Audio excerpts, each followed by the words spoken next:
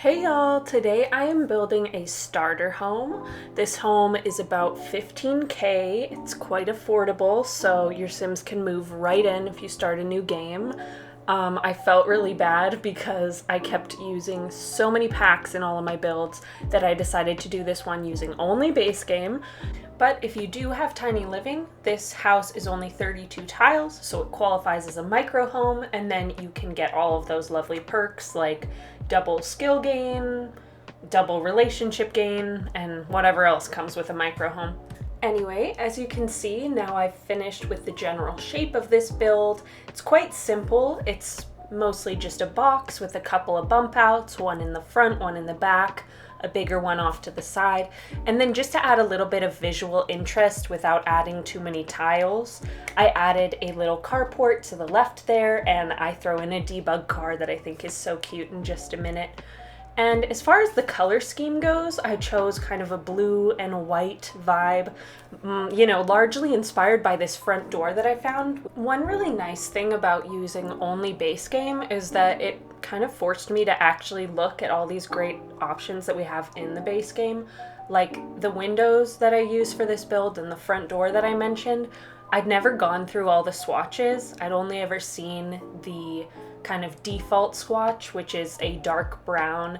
And to be honest, I don't really build using a lot of dark browns. I'm much more into like colors and white swatches, but yeah, I finally was forced to look through all those swatches and I found one that I absolutely love, and it really just brought the whole color scheme together.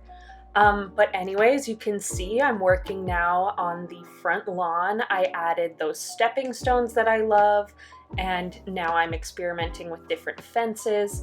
In the end, I decided to go with two different debug fences for a couple of reasons. I find the debug fences and the live edit fences are quite cute. Like oftentimes I find that they're actually cuter than the ones that we have in game, and I thought these two went really well with the build. And then, on top of that, I was trying to keep this house under about 15K if I could. I really wanted to make an affordable starter home because all of my homes are like stupid expensive by the time that I'm done. And I find that like if I don't just use all of the cheapest items, I will run out of money. I start really confident that I can do it, and then towards the end of it, I'm like, oh no, how did this house become like 70K when I was trying to make it a starter? So yeah, I was trying really hard to keep this affordable. And in the end, I am quite happy with the way that this turned out, and I had a lot of fun trying to just use base game. I love to build with like little prompts like that. Like I think a while back I was building tiny homes for each of the not so berry generations, and like, I don't know, just little prompts like that make building so much more fun, and they, can help you find inspiration, which is nice. So I was actually thinking, since I had so much fun building this, that maybe I would do a little base game save file, like maybe of just Newcrest using only base game. I'd fill up all of the lots, maybe do a couple community lots and some homes and stuff. Then I would also have a chance to kind of practice making Sims in CAS. I could make the households and make some storylines, and then if any of you guys are looking for just like a new save file, new storylines, maybe you only have base game, this might be for you. I don't know, it seemed quite daunting to make a whole save file, so I'm gonna just start with Newcrest, and then, if I'm dying to do more, I could always build Willow Creek as well. And the other one, what's the other one called? The other base game community? I don't know. The desert one, I really don't build there very often. I don't know. Where I live, everyone has grass. There's no sand or anything like that. So it's just like really foreign to me, and I don't really know how to landscape those lots, but maybe I'll fill up that community too and get myself out of my comfort zone.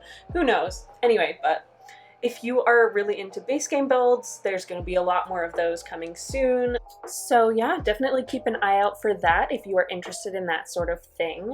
I think the next video that I'm going to be posting in the coming few days is actually my first cast video, and I'm going to be creating on camera the sim who lives here in this little house. You might have seen her towards the beginning of the video. I threw in a couple clips of her baking and painting and stuff. But yeah, my first cast video, very exciting, coming up soon. But back to the build. As I'm sure you saw, I just finished off the shape of the backyard. I added some more of my favorite stepping stones back there. And then here I am again in the front, just doing a little more landscaping. This is one of my favorite ways to do flower beds, actually, is just to kind of paint out a shape that I like using terrain paint. Then I go in with the base game stones that are at the very bottom of the menu, and I just kind of trace the shape to add a little bit of a border, and then I throw in some plants, usually a lot of greenery, and then a few flowers as well. So that's like one of my go-to ways to landscape, if you were wondering. And then I add this very beautiful kind of canopy tree that just is all over the lot. I figured maybe this is like one of those older homes that's been kind of renovated, but it still has those really big old trees. I absolutely love communities like that. Like, you can tell when a community's been around for a while because the trees are just gorgeous. And not to brag or anything, but the community that my partner and I are renting in right now has kind of that vibe, you know, smaller, older houses, and then like a ton of big trees just lining the sidewalk, and they make this beautiful canopy over the roads. It's especially gorgeous in fall. But anyway, that large tree kind of filled up most of the backyard, which is great, especially for budget's sake. I didn't really have a ton of money to spend on items, but I did throw in 3 little planter pots back there in the backyard, and I sized them each slightly differently with the tool mod. The nice thing about the mod is you can be more particular with kind of what angle and what size you want your items to be at. So I just sized one of the planters to 90% of the size and one of them to 110% of the size, just to add a little bit of variation. I don't know, I just thought it was cuter that way. And then here I am moving on into the interior of the build. And I section off a small bedroom towards the front of the house. It's only 6 tiles, so quite a tight squeeze, but thank God for this skinny, gorgeous wardrobe that is base game. It fit just perfect. I put this tall, skinny plant as well, and then just a bed and a side table. So really only the necessities, but I think it came together quite well. I especially love the swatch of this bed. You'll find the color scheme of the interior of the house uses a lot of blues, and also a lot of tans and pinks, kind of pastel-y, I guess. And then for an accent wall, I bring in the stone from the outside, and I also do that in the kitchen, you'll see in a moment, and on a couple of other walls. I just think it is a cute little accent wall. Anyway, here I am beginning working on the kitchen. I use these base game cabinets, the cheapest ones, as well as the cheapest appliances. I feel like that's almost a must in a starter home. If you start spending money on luxuries like nice cabinets and decent appliances, you're gonna run out of money so fast. But anyway, I think that these cheaper appliances don't look so bad as long as you put them in the white swatch, I think. That's really the only swatch that I like of these appliances, to be honest. And then I could not justify the price of upper cabinets either, but I decided to use these cheap little shelves and just throw them with, or fill them with little pieces of clutter. And one of the great things about this is a lot of the clutter is free. You just have to go through the debug menu and you can find some zero simoleon oil bottles, alcohol bottles, a little salt shaker I add, some paper bags with a little coffee logo on them. I think that's really cute. So I'm definitely for going through the debug menu to find things, because if you just go through the clutter menu, it's gonna get expensive. Like, no offense to the Sims team, but if I was gonna look for those coffee bags in the actual clutter menu, I bet they'd be like something stupid like 30 bucks each. So yeah, definitely recommend that if you're trying to clutter your house up on a budget. But one thing that I will say about building in the base game is I think we need more cabinets in the base game, like counters and cabinets. I found the selection very lacking.